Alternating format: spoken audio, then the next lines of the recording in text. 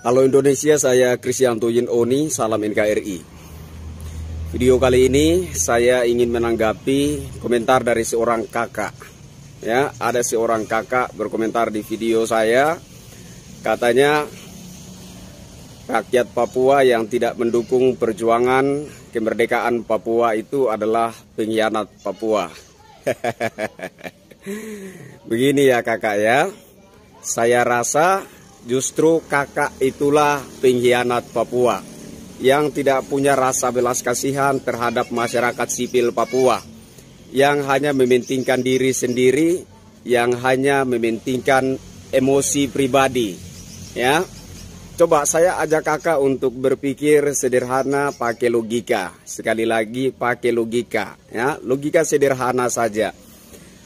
Bahwa orang-orang besar OPM, ya, pembesar OPM itu tinggalnya di mana? Coba kakak jawab dulu. Pembesar OPM yang suka provokasi masyarakat Papua untuk memberontak terhadap NKRI, terhadap pemerintah Indonesia itu mereka tinggal di mana? Mereka tinggal di Amerika, mereka tinggal di Belanda, mereka tinggal di Australia dan lain-lain. Iya kan? Mereka di sana pakai jas, pakai dasi. Wah, orang-orang terhormat, orang-orang besar. Di sana mereka duduk pangku kaki, makan enak, sambil perintahkan orang Papua untuk berontak terhadap NKRI, terhadap pemerintah Indonesia. Nah, ketika mereka ikut-ikutan dalam tindakan separatisme yang dilakukan oleh KKB OPM, mereka tertembak, mati. Orang-orang besar di Amerika, di Belanda, di Australia, mereka tetap pangku kaki di sana, ya, ongkang-ongkang kaki di sana. Dan mereka terus melancarkan provokasi mereka terhadap masyarakat Papua untuk berontak terhadap NKRI dan pemerintah Indonesia. Coba pikir pakai akal sehat kakak, ya. Coba pikir pakai otak yang waras. Kakak mati, apakah mereka di sana berduka cita? Tidak, karena yang mereka kejar adalah kekuasaan. Apakah kalau Papua itu merdeka, nanti benar-benar itu tanah Papua tetap menjadi hak ulayat masyarakat Papua?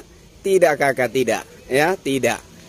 Orang-orang yang sedang pangku kaki di Amerika, di Belanda, di Australia, mereka yang akan datang dan berkuasa.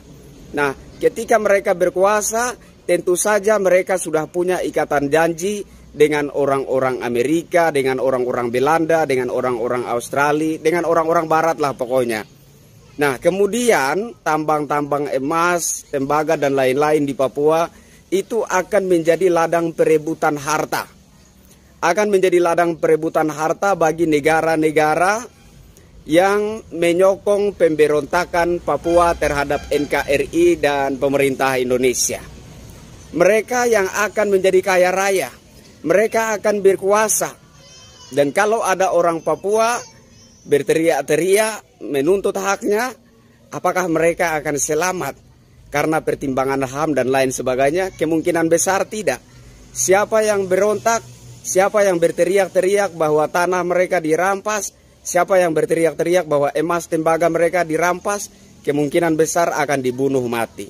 Orang-orang Papua akan tetap menjadi rakyat jelata yang miskin, tetap menjadi rakyat jelata yang hanya merasa Papua tetapi tidak menikmati kekayaan alam Papua.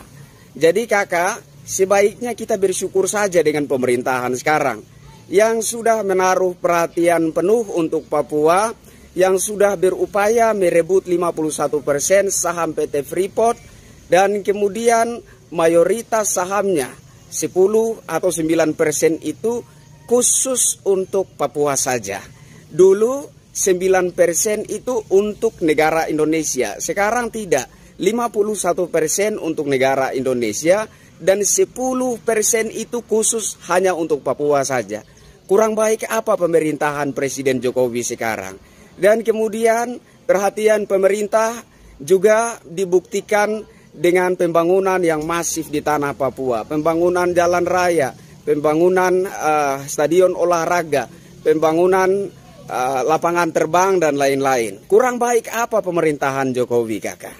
Jadi kakak, kalau kakak berpikir bahwa kalau Papua merdeka maka kakak akan berkuasa atas hak ulayat, tanah, lahan, dan segala kekayaan alam yang ada di Papua, kakak salah berpikir.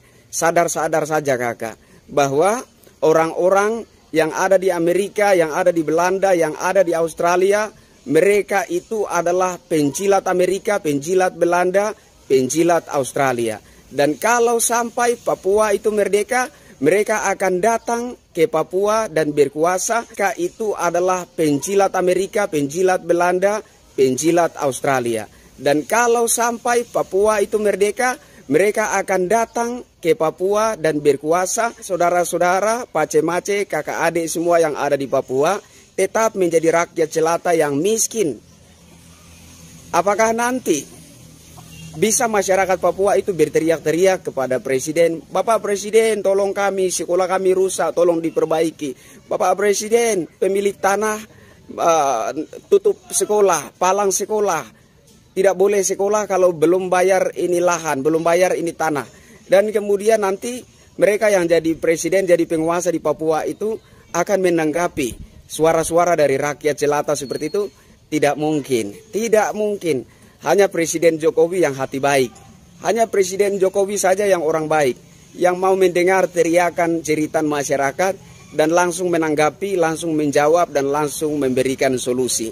Jadi kakak, sebaik-baiknya mari berpikir dewasa, mari berpikir yang rasional, gunakanlah logika yang sehat, bahwa sebaik-baiknya Papua tetaplah menjadi satu kesatuan dalam wilayah kedaulatan NKRI. Papua Indonesia sampai langit terbelah sekalipun, Papua tetap menjadi bagian yang tidak terpisahkan dari negara kesatuan Republik Indonesia. Salam hormat dari saya kakak. Bravo Papua, Papua bangkit, Papua NKRI. Merdeka!